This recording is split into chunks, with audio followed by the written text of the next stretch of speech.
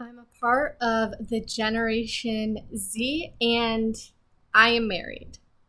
Let's talk about this.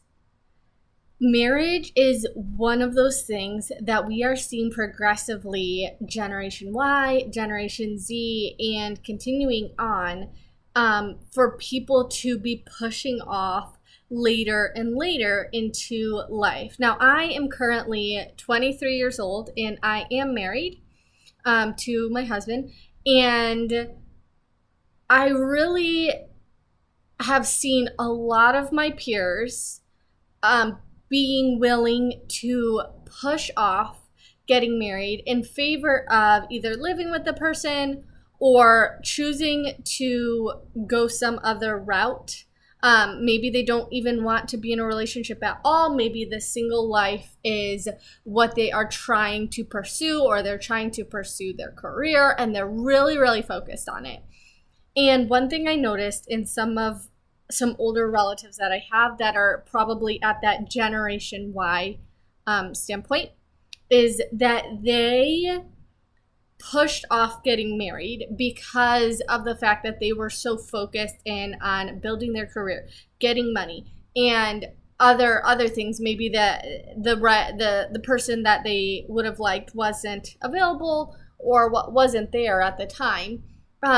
But then so much later on they're like, yes, finally getting marriage is like a wonderful thing that people are pursuing once they are much older, and they're like, oh my goodness, I wish that I had done this sooner, or that I could have had the opportunity to get married sooner. Now, marriage isn't for everyone. Not everyone will get married, but if we see an entire culture taking a part of something that seems to be kind of trending, we need to start evaluating it. It'd be one thing if, there was a portion of this culture was saying, you know what, I want to be single, I don't want to get married. Maybe a couple people saying, I want to have a partnership, I don't want to get married.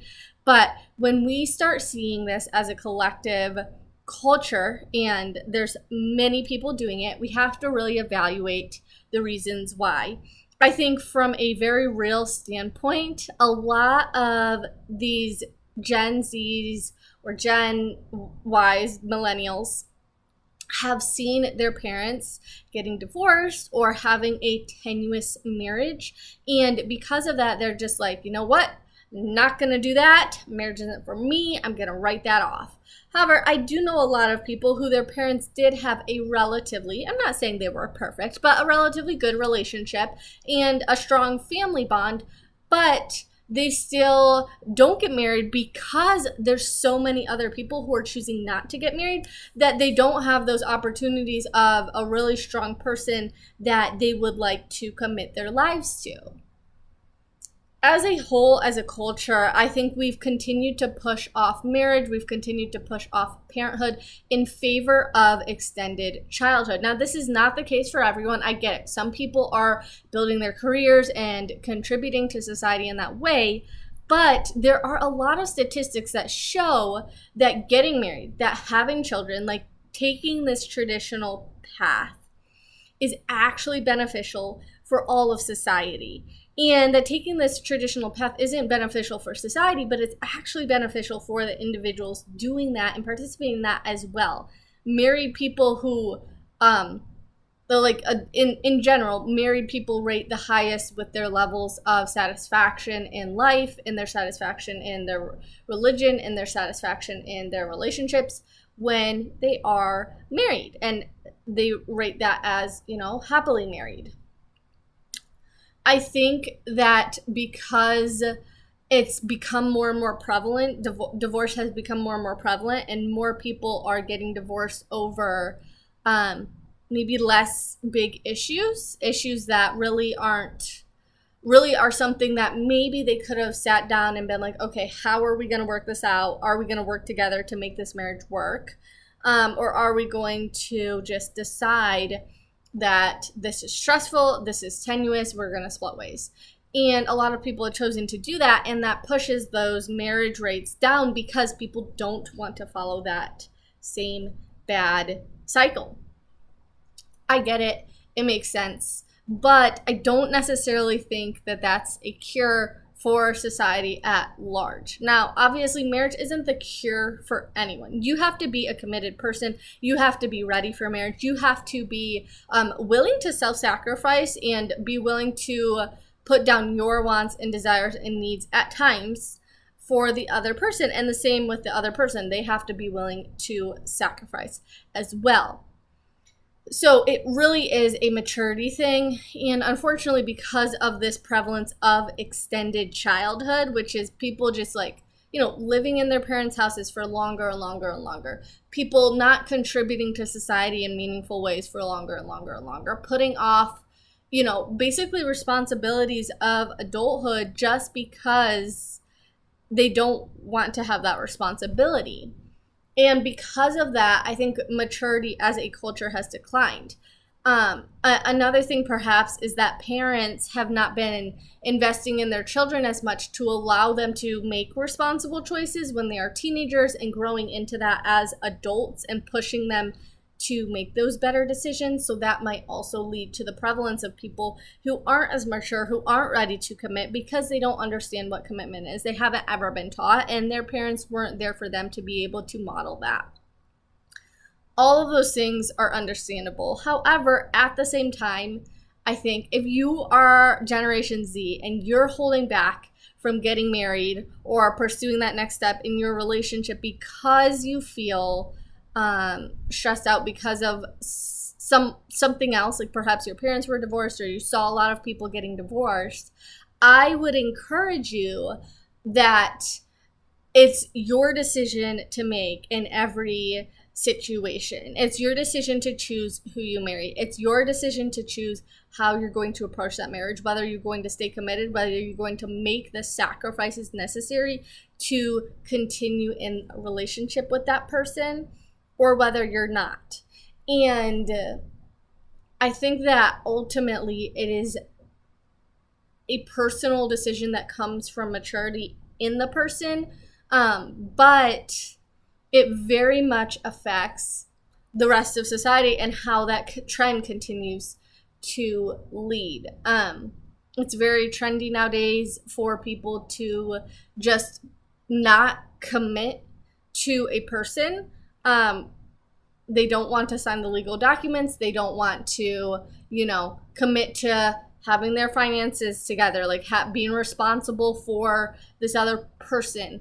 But they still want to basically just live with each other, have all the benefits of being married without actually making that commitment. And yet, in so many statistics, we see that couples who actually do that and live together before they're married, once they do get married, they kind of just slip right into marriage.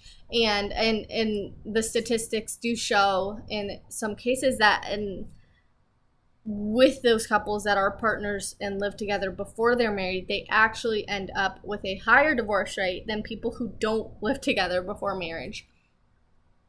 My thought process behind this is that people who are willing to push forward for that commitment are choosing to get married without living beforehand. They are like, you know what? I'm going to be committed. I'm going to make this. I'm going to stick by it.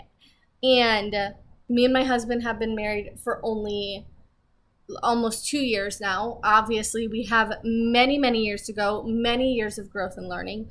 But it's not without its own challenges. You have to literally live with this other person 24/7 and add into your life their dreams and their goals and what they want to do. And so in some ways that does require a bit of like self-sacrifice and patience. And the same on my husband's side, like he has to do the same with me. However, I do think that there really are a lot of benefits. I know that I'm committed to him. He knows that we're committed to each other. I know that he's committed to me. And so because of that, there's never this instability of, is he going to break up with me? Like, did I, was I so bad that, he's just going to use this situation as a way to get out? And there's always that level of we have committed to one another, and whatever happens, we're going to continue to work through this. And it's just fun to, be married to my best friend and get to spend the rest of our lives together.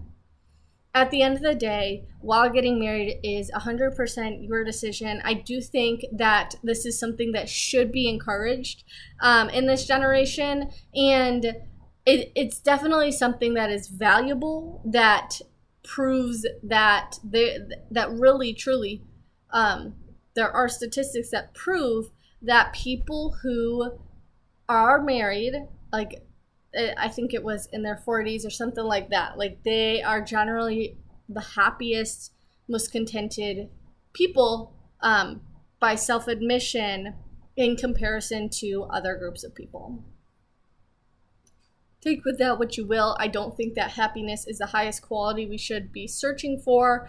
I think fulfillment and creating our own fulfillment is probably something that's a lot more important, because at the end of the day, there's going to be times where you're happy, there's going to be times when you're sad, there's all different emotions there, and choosing to be contented and view your circumstances in a way that is in a positive light is probably much better for your health and well-being long term.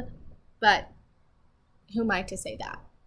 Either way, at the end of the day, I am fully in support of getting married as a Generation Z. If you're someone who's young, but you are willing to make that commitment, you understand that this is a commitment for life, and you're willing to do whatever it takes to continue in that marriage, unless there's abuse or some other sort of situation like that with this person. I will not say, like, I would not say, oh, just wait 5 years. Like, no, if you are willing to do all of those things, you have the patience, you have the commitment, go for it.